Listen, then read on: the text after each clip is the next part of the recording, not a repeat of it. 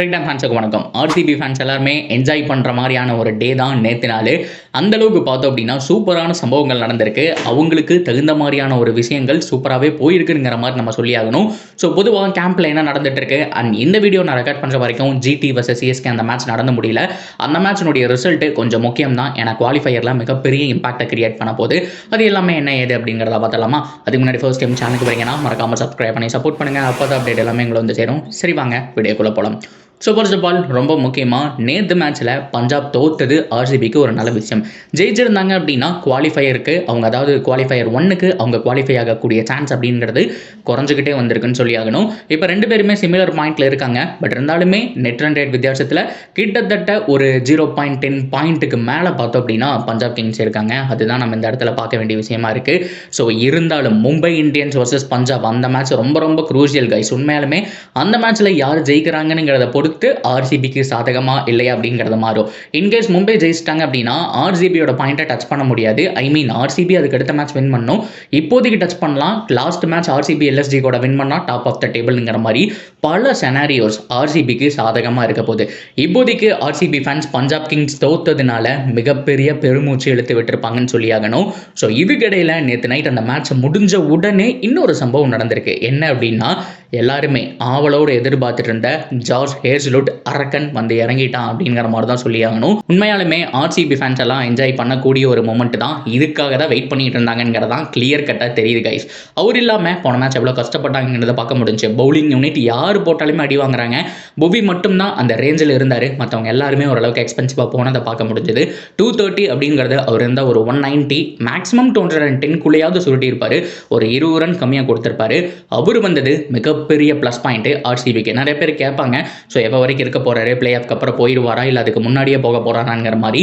So அவர் எப்போ வெளியில் போகிறாருங்கிற விஷயம் கிளியர் கட்டாக தெரியல. பட் இருந்தாலுமே இப்போதைக்கு வந்திருக்காரு. ஏன்னா க்ரூசியல் மேட்ச் அடுத்த மேட்ச் எல்எஸ்ஜி கூட ரொம்ப க்ரூசியல். பிளே ஆஃபில் முதல் மேட்ச் அதாவது அந்த குவாலிஃபயர் 1 இல்லை எலிமினேட்டரோ சான்ஸ் கிடைச்சாலுமே அவருடைய பவுலிங் ஸ்பெல் அப்படிங்கிறது ரொம்ப முக்கியம். ஸோ ஆஸ்திரேலியா போயிட்டு அவங்க அந்த இடத்துல கம்பல் பண்ணாங்க. ஸோ நீங்கள் இருங்க, நெக்ஸ்ட் வந்துட்டு சாம்பியன்ஷிப் வருது, நம்ம வந்துட்டு பயிற்சி பண்ணணுங்கிற மாதிரி மிச்சல் ஸ்டாக்கெல்லாம் அங்கேயே இருந்துட்டாங்க.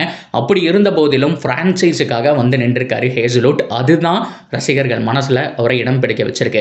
மிச்சல் ஸ்டாக் இன்னும் ஏகப்பட்ட பவுலர் ஸ்காட் போலண்டெல்லாம் பார்த்தோம் அப்படின்னா தீவிர பயிற்சியில் இருக்காங்க. சவுத் ஆஃப்ரிக்கா கூட எப்படியாவது ஜெயிக்கணும்னு சொல்லிட்டு. இருந்தாலும் ஹேசல்வுட் எனக்கு இருந்தாலும் ஒரு வாரம் டைம் கொடுங்க. ஸோ அடுத்த செவ்வாய்க்கிழமை எப்படி இருந்தாலும் ஃபைனல் போகிறோமோ இல்லையோ ஸோ இந்த ஒரு வாரம் தானே நான் விளையாண்டுட்டு வரேன் அப்படிங்கிற மாதிரி தான் சொல்லியிருக்காரு.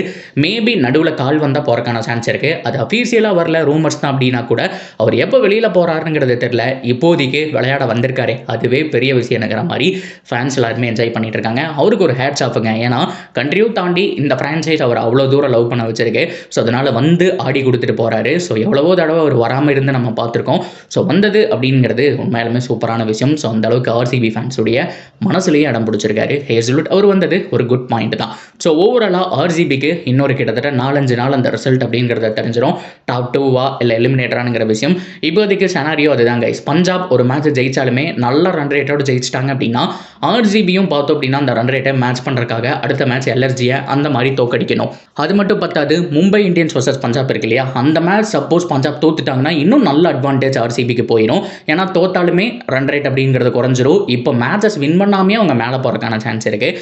மும்பை ஒரு மேட்ச் ஜெயிச்சாலுமே டாப் 2ல வர முடியுமாங்கிறது ஒரு டவுட் தான். ஏன்னா மீதி இருக்கிற டீம் எல்லாமே 17 பாயிண்ட்ல இருக்காங்க. இவங்க 16 பாயிண்ட்ல தான் இருக்காங்க. ஸோ அந்த சமயத்தில் மும்பை ஒரு மேட்ச் ஜெயிச்சாலுமே 2க்கு போகிறதுக்கான ஒரு சான்ஸ் இருக்குது. பட் இருந்தாலுமே அதுக்கு பல கால்குலேஷன் அப்படிங்கிறது இருக்குது.